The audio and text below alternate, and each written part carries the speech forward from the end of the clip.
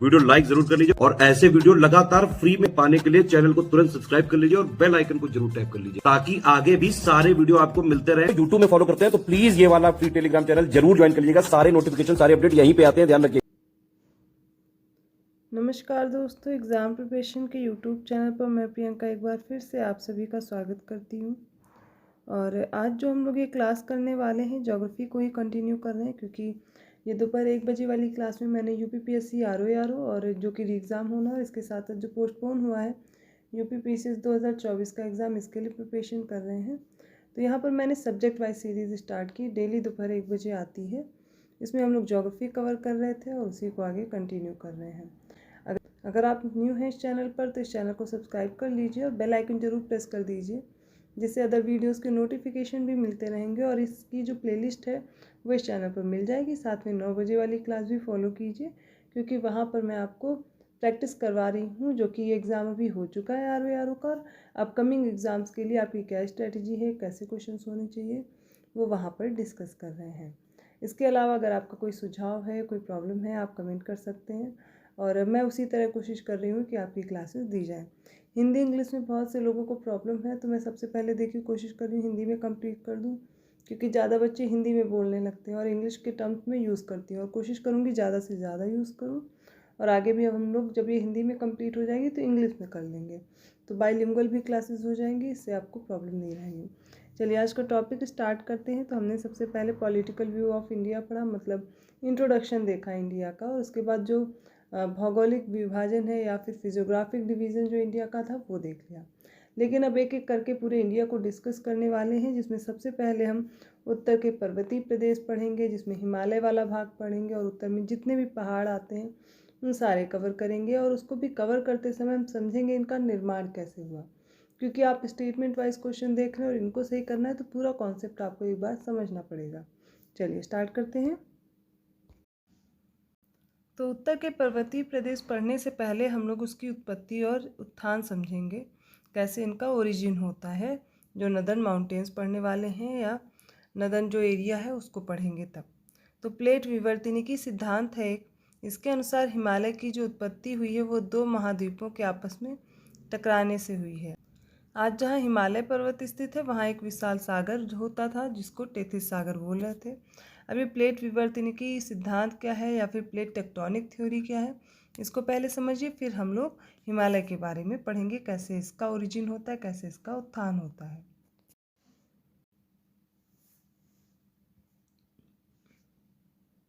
तो plate tectonic या फिर प्लेट विवर्तनिकी सिद्धांत के अनुसार पृथ्वी की जो ऊपरी परपटी है 7 बड़ी और छोटी प्लेटों से बनी है। अब इन प्लेटों की जो गति होती है, इनके कारण अपने अंदर और ऊपर की ओर स्थित जो महाद्वीपीय शैल है इनमें दबाव उत्पन्न होता है। इसके परिणाम स्वरूप क्या होता है, वलन होता है, भ्रंशीकरण होता है, ज्वालामुखी क्रियाएं होती हैं।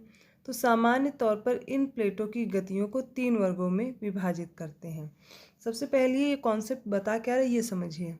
तो इस सिद्धांत के अनुसार जो पृथ्वी की ऊपर की परपटी है, मान लीजिए ग्लोब है, तो इस पे जो ऊपर वाला भाग है और इसमें भी अगर कट लगाते हैं, ये ऐसा आप देखिए, तो इसका जो भूपर्पटी वाला भाग है ऊपर वाला, ये 7 बड़ी प्लेटें और छोटी छोटी बहुत सारी प्लेटें हैं, इनसे मिलकर के बनी है। अभी भूपर्पटी में क्या होता है, गति होती है, इन प्लेटों में गति होती है। गति क्यों होती है वो समझिए। अंदर भरा हुआ है द्रव, पृथ्वी के अंदर ये तरल पदार्थ है, ये अंदर जैसे बढ़ते जाएंगे, और ऊपर क्या है, सॉलिड पार्ट है, तो इनमें मूवमेंट होता है। इनकी वजह से क्या होगा कि ये जो ऊपर दबाव डालेंगे, मतलब इनमें मूवमेंट होने की वजह से, जब इनमें मूवमेंट होगा तो क्या होगा, ये जो परपटी है, भूपर्पटी, ये प्लेटें हैं, ये भी मूव करती हैं। तो कोई प्लेट कहीं से मूव करके जाएगी तो दूसरी जगह टकराएगी तो कुछ विनाश होगा और कुछ नया भी बनेगा।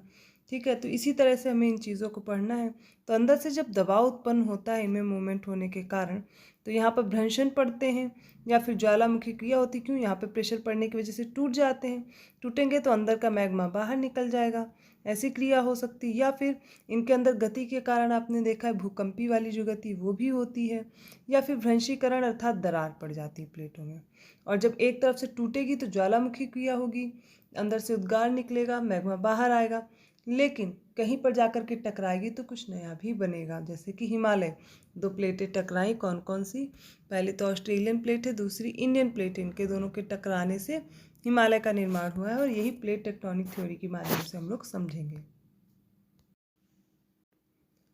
तो ये तीन तरह के जो मूवमेंट हैं, इनको समझने के लिए सबसे पहले समझना पड़ेगा इस फिगर को।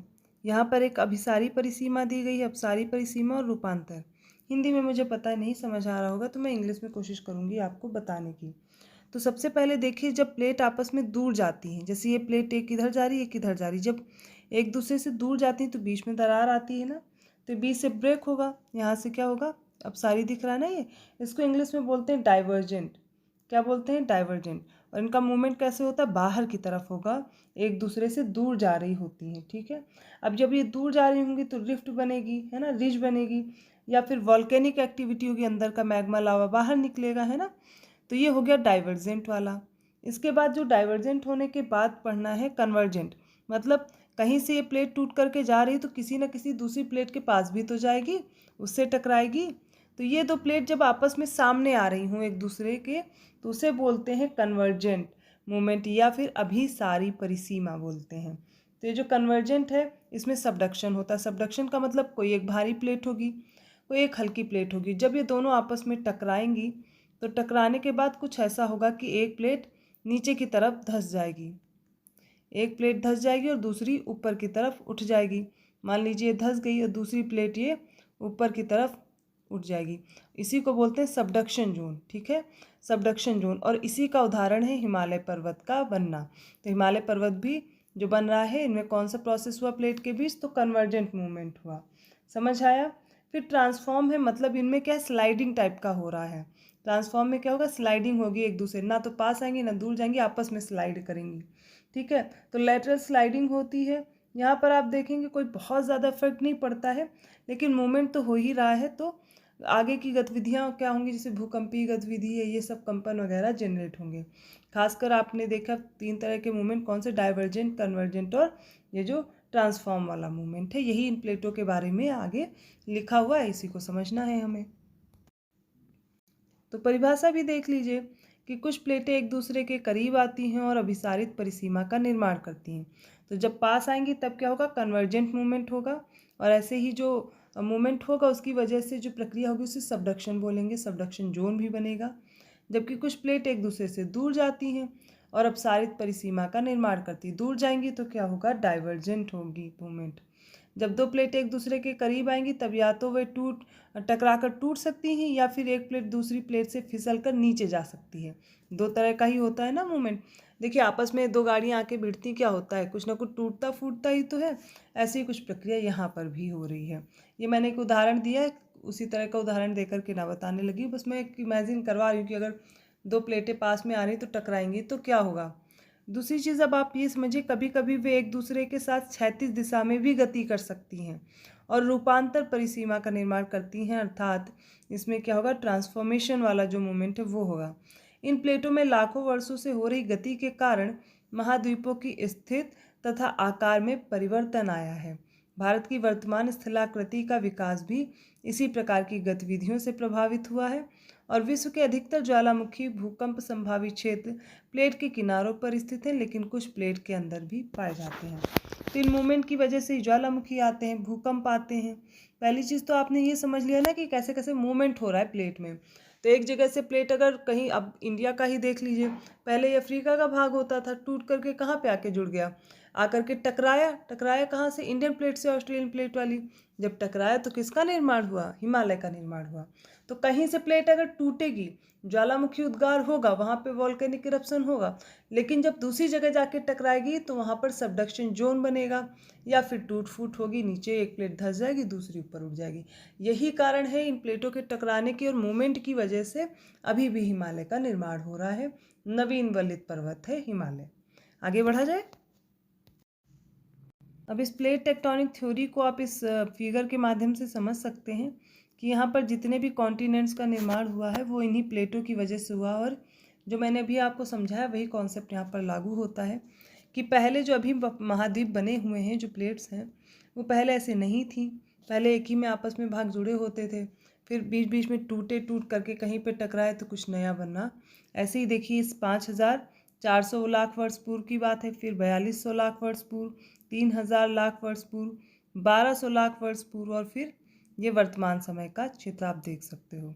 तो ये इनमें परिवर्तन आया और इनसे किन किन महाद्वीपों का निर्माण हुआ देखिए, अफ्रीका, दक्षिण अमेरिका, अंटार्कटिका, ऑस्ट्रेलिया, भारत, चीन, उत्तरी अमेरिका, यूरोप, साइबेरिया, ठीक है, इन सभी का निर्माण इसी प्रक्रिया के द्वारा हुआ है और इनका नाम हमने रखा और यही प्लेटों के टकराने की वजह से कहीं बन रहे हैं तो कहीं पर टूट रहे हैं। अब देखिए जो उत्तरी भाग था, जब इनका निर्माण हो रहा है, महाद्वीपों का कैसे निर्माण हुआ वो ही समझ रहे हैं, ठीक है। तो जो उत्तरी भाग था वो लॉरेशिया या फिर अंगारा भूमि का भाग है। अब इसमें देखिए कौन कौन से आएंगे महाद्वीप, एशिया, यूरोप, उत्तरी अमेरिका और ग्रीनलैंड। याद रखिएगा उत्तरी भाग में कौन थे। और दक्षिणी भाग में कौन कौन है, गोंडवाना लैंड है। गोंडवाना लैंड का भाग कौन कौन है पूछा जाता है। इसमें अफ्रीका आएगा, दक्षिण अमेरिका, ऑस्ट्रेलिया, भारतीय महाप्रायद्वीप। तो जो भारत प्रायद्वीप है वो किस में आता है, गोंडवाना लैंड का पार्ट है। मेडागास्कर और भी कई क्षेत्र इसमें आते हैं। तेथिस सागर के दक्षिण का भाग एक महाद्वीप था जिसे गोंडवाना लैंड कहा गया, जिसके अवशेष आज दक्षिण अमेरिका के पूर्वी भाग में है, अफ्रीका में है, प्रायद्वीपीय भारत और ऑस्ट्रेलिया के रूप में विद्यमान है। तेथिस सागर के उत्तर में भी ऐसा ही महाद्वीप था जिसे अंगारा भूमि कह रहे हैं और इसके अवशेष एशिया, यूरोप और उत्तरी अमेरिका के रूप में विद्यमान है। समझिए पूरी बात। देखिए सबसे पहले क्या था कि एक बहुत बड़ा सा महाद्वीप हुआ था और उसके चारों तरफ ये पानी भरा हुआ था, लेकिन इन प्लेट के मूवमेंट से क्या होगा, बीच में दरार पड़ेगी तो ये दो भागों में विभाजित हो जाएंगे, एक ऊपर का भाग और दूसरा दक्षिणी भाग, और इसके बीच में टेथिस सागर। ऊपर वाले भाग को बोल रहे हैं अंगारा लैंड, नीचे वाले भाग को गोंडवाना लैंड। तो ऊपर वाले भाग में मतलब ये जो अंगारा लैंड है इसमें कौन कौन आएगा, लॉरेशिया भी इसको बोलते हैं, एशिया, यूरोप, उत्तरी अमेरिका और ग्रीनलैंड आ जाएंगे। ये जो गोंडवाना लैंड इसके भाग कौन कौन होंगे, तो अफ्रीका है, दक्षिण अमेरिका है, ऑस्ट्रेलिया है, इंडियन पेनिनसुला आएगा, भारतीय प्रायद्वीप, मेडागास्कर, ये सारे किस में आ जाएंगे, दक्षिण वाले भाग में। बस यही बताएगा। देखिए जैसे मैंने फिगर बनाया ना, ऐसे ही महाद्वीप नहीं है, ये आपको भी पता है, बस समझाने के लिए मैंने ऐसा बनाया है जिससे आसानी से आपको समझ में आ जाए। अब इसमें भी देखिए मध्य जीवकल्प के अंत में गोंडवाना भूमि तथा अंगारा भूमि, इनके बीच में स्थित तेथिस सागर का तल प्रदेश भूगर्भ के हलचलों के कारण ऊपर उठने लगा। उठते उठते उसके जल ने गोंडवाना भूमि के जो निचले प्रदेश थे इनको आवृत कर लिया।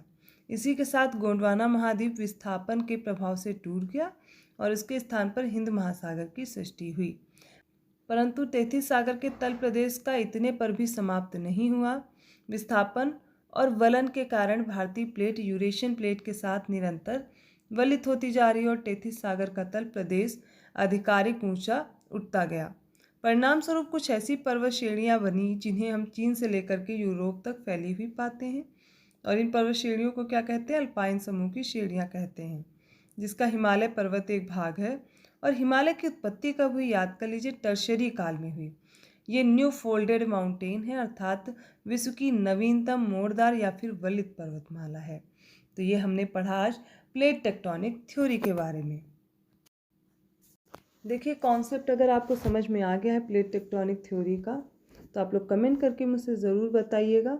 अब आगे हमें उत्तर हिमालय वाला भाग पढ़ना है, ट्रांस हिमालय पढ़ना है, तो जो भी पर्वतीय क्षेत्र है उत्तर के वो एक साथ कवर करेंगे अगली क्लास में। आज जो आप लोगों ने पढ़ा है उसको अच्छे से पढ़िए। एनसीईआरटी से भी कोशिश किया कीजिए जो मैं पढ़ा रही हूँ, क्योंकि आप नोट्स तो नहीं बना पा रहे होंगे जो भी मैं सारी चीज़ें पढ़ा रही हूँ, लेकिन हाँ एनसीईआरटी में सारी चीज़ें दी गई हैं तो इन बुक्स के माध्यम से आप पढ़ सकते हैं। जब मैंने समझा दिया है ना तो आपको अब पढ़ने में दिक्कत नहीं होगी, आसानी से बुक की लैंग्वेज भी समझ में आ जाएगी। बहुत जल्दी मैं एक टाइम टेबल डालने वाली हूँ आपके पास, तो उसके अकॉर्डिंग क्या करेंगे हम लोग, हर हफ्ते एक बार लाइव सेशन कर लेंगे। तो आप लोग बता दीजिए वो टाइम क्या रखा जाए, किस दिन होना चाहिए, तो उसी दिन हम लोग रख लेंगे ये लाइव सेशन। और आप लोग के जो भी सुझाव हैं, जो कमेंट्स हैं, जो आप बोलना चाहते हैं या कुछ डिस्कस करना चाहते हैं या कुछ बात भी करना चाहते हैं तो हम लोग वहाँ पर डिस्कस कर लिया करेंगे। तो एक दिन हम लोग आपस में डिस्कस करेंगे कैसे पढ़ना है, कैसे प्रिपरेशन करनी है, क्या स्ट्रेटजी होनी चाहिए और क्या क्या आपके पॉजिटिव पॉइंट हैं, क्या निगेटिव पॉइंट हैं, उनसे कैसे खुद को मोटिवेट रखें, कैसे पेपर के लिए प्रिपेयर रखें, क्योंकि अभी बहुत टाइम भी मिल गया या बोले टाइम नहीं भी है, कैसे अपने माइंड को प्रिपेयर करें एग्ज़ाम के लिए। अभी होली आ गई है, इसमें मार्च पूरा बीत जाना है, अप्रैल में जून जुलाई में एग्ज़ाम है पीसीएस का, RO की डेट नहीं आई है। तो बहुत सी चीज़ें हैं डिस्कस करने के लिए, और जब आप लोग मुझसे बात करेंगे तो धीरे धीरे हम लोग कनेक्ट होकर के और बेहतर कर पाएंगे। तो ऐसी ही और क्लास के साथ मैं मिलती हूँ नेक्स्ट वीडियो में। लेकिन आपको क्या करना है, चैनल को सब्सक्राइब करना है, वीडियो को लाइक भी करना है और लोगों को शेयर करते रहिए, और ज़्यादा से ज़्यादा लोगों को शेयर कीजिए, क्योंकि तभी मैं और बेहतर कंटेंट के साथ आपसे जुड़ पाऊँगी। तो मिलती हूँ अगली क्लास में, तब तक के लिए धन्यवाद।